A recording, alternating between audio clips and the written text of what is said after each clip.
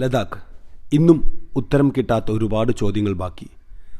പരിമിതമായ ജീവവായു മാത്രമുള്ളൊരിടം, എത്തിപ്പെടാൻ തികച്ചും സാഹസം നിറഞ്ഞ യാത്രകൾ.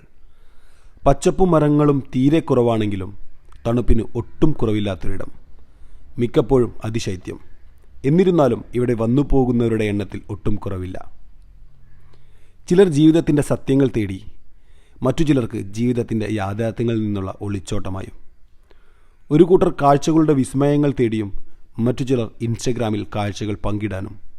എന്നാൽ വളരെ കുറച്ചുപേർ എന്നെപ്പോലെ 6-7 തവണ എല്ലാ ദുരിതങ്ങളും അറിഞ്ഞുകൊണ്ട് ലഡാക്കിലേക്ക് വന്നു പോകുന്നവർ. ഉത്തരമില്ല. മണിക്കൂറുകൾ മാത്രം ഇവിടെ ചിലവിടാൻ ദിവസങ്ങളോളം റോഡിൽ ചിലവഴിക്കുന്നവർ. ഇനിയില്ലപ്പ എന്ന് കോലുമുറിച്ചിട്ട് പോയവരുണ്ട്.